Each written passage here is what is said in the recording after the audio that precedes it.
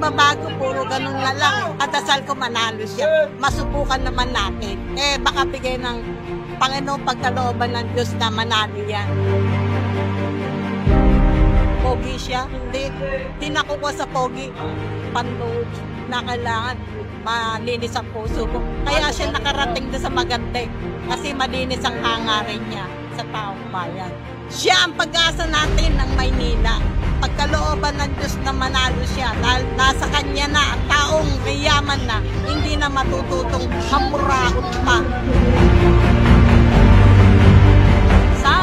Sana, gusto ko, kahit wala na akong dito sa ibabaw ng mundo, gusto ko tuparin mo yung sinabi mo, maging makatao ka, maging ang dalangin ko naman sa iyo, maging malakas ka para sa ganun, matulungan mo yung nangangailangan ng tulong. Si Sam Versosa, matagal ko nang naririnig yung mga ginagawa niya, mga kabutihan. Kahit na noon pa sa iba-ibang lugar, talaga naririnig ko na yun. Kasi Sam, sa bulsa niya nang galing ang mga tinutulong. Hindi kagaya ng iba na hindi nagbebenta pa, nangungurakot. Kaya alam ko na magbabago ng Maynila. Palagay ko, siya ang bagong pag-asa ng Maynila. Dahil nakikita ko sa kanya yung pagiging matapat sa mga sinasabi niya. Tingin ko naman na napakabait niya at makamasa niya. Nararamdaman namin yun. Para kay Sir Sam, congratulations! Dahil alam ko ikaw na ang panalo. Gusto ko ng pagbabago sa Maynila, kaya siya iboboto. Ayoko na sa luma, ako naman bago. At baka sakaling umasenso pa ang Manila. Hangad ko ang yung pagkapanalo is Sam Versosa, ang bagong mayor ng Maynila. Mga sinasabi niya talagang totoo sa puso. Sigurado naman ako na siya talagang magiging mayor ng Maynila. Mayor Sam Versosa, sana po manalo kayo para magbago ang Maynila. Maraming salamat. SB kami talaga. We really need to have a new one. Taporma pa lang, wala kang masabi. Hindi kinopya. Yan yung mga ginagawa niya, matagal na niyang ginagawa yon. Hindi para mga kandidato ngayon, kaya ginagawa yan. It's not for that. It's really good. Thank you, SB. Mayor kita.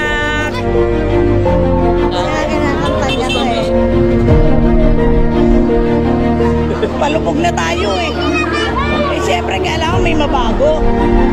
Kung sino yung gusto mo, nasa puso mo, siya. SB. Talagang ulat sa goal. SB na kami. Sigurado na kami. Kahit di ba siya tumatakbo, SB na kami. Napakaganda po ng programa niya. Isa siya sa nagpakita ng talagang may political will siya. Kailangan tuloy na lang yung laban niya. Alam ko marami umaasa sa kanya. Magaling yung mga sinabi niya na gustuhan namin. Pero palagay ko may maganda mangyayari. Naiiyak tuloy ako. Natutuwa ako. Dahil matagal ko na siyang gusto makita. Una ko na tinawag yung pangalan niya. Sinabi niya. Nangilabot ako. Talagang gusto kong kaya umakap ako bago ako umalis. Sigurado na kami. Kahit di ba siya tumatakbo, SB na kami. Mabait siya. Nakandisiplado. Ang mga salita niya, totoo lahat. Yung mga sinasabi niya, maganda yung mga plataforma niya. Sana SB lahat. Napakaganda ng niya sa mga tao. Sana sa akin, isa talagang boboto ko. Kung ako lang sa akin talagang siya talagang nararapat. Sanang naantay namin ng Maynila. Hindi natin masabi kung ano ang nasa isip ng tao. Pero kung ano nasa puso mo, siya mo isulat. Bakit? Ikaw baka bandang huli magsisi ka.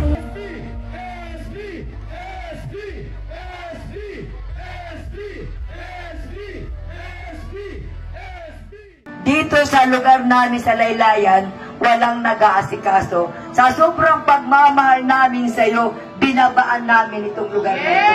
Dahil marami kami nasa Laylayan, pagkakao yan. Kasi aminin natin totoo, bawat barangay, mayroong chairman, mayroong kakuna, mayroong Isko Moreno. Pero sa madaling salita, yung mga nasa Laylayan, pag tinatanong ko, SB, lalo na yung mga kabataan dyan. Alam ko, ramdam ko, ang mga matatanda nakakulong na, pero yung manakaalagwa, napakarami pa. Kaya malakas ang loob kong pumunta dito para i-acknowledge mo na mayroon pa rin tao na hindi nag-aangat sa pera. Yes! Wow, sarap naman sa pagkaramdam. Nay, maraming salamat po. Kaya kanina pa! Lumabas pa yan! Alam niya pupunta ako. Wala, thank you ha. Pagdasal mo ko.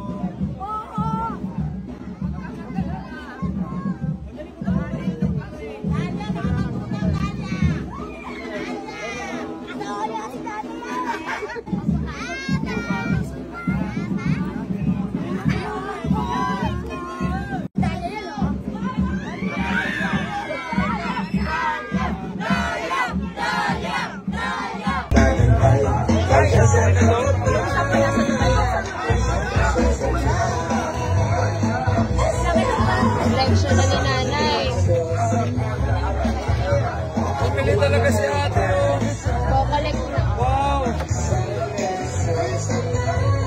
Bibili siya. May ganito pa.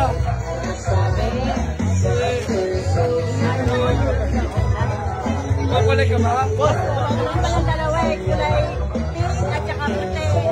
Wala ka ba yan? Wala po yung akin. Batang sa palo. Nakakatuwa Sa naman. website. Shopee, 3,500 binili niyo, oh. 3,500 kinukulit ni ate. Ay, may lalagyan pa. Ate pa. Sa akin talaga yan. Alam niyo mga yung Sige na nga, bibigay ko na sa ako. Thank you. Lagay mo na sa ako. Yan.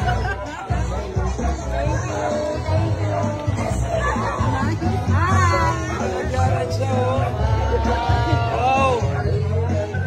Isa na lang. Inadagdag na. Sa Dubai na isa. Binili niya sa website, oh. 3,500. Oh. Para sa aming disco, sa anak ko. Nagpagawa si tatay dito sa Tondo. Sarili niyang cup, SB Cup. Maraming salamat tayo. Salamat sa support. Pinagawa niya. Salamat po sa lahat ng sumusuporta. Ito, pinagawa pa ni tatay. Dito siya. Sa Tondo kami ngayon. Hinabol ka pa Pagawa siya niya. ng sariling cup niya. Oh.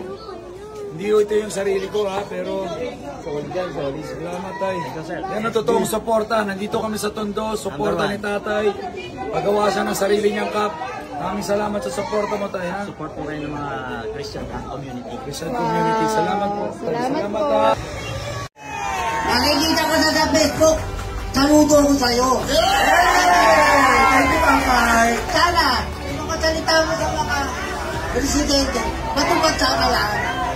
Saludo ko sa'yo. Tatay. Napanood kita sa Facebook. Sumusuot ka kahit sa lugar. Sa lahat ng mayor na tumatakbo, ikaw lang sumusuot ko sa lugar. Tatay, alam mo ba? Kitang-kita ni tatay yan. Yan ang sinasabi ko. Walang edit yan.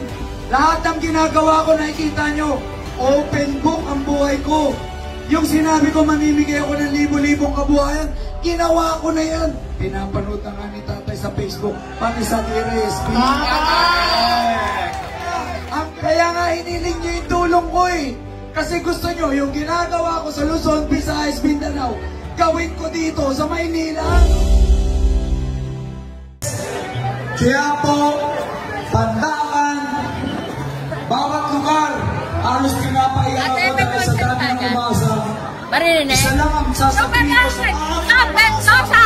Pag-upo mo! Papatayuin! Agad tayo na maging presidente ng Pilipinas! Ganda ka lang ang para namin sa'yo!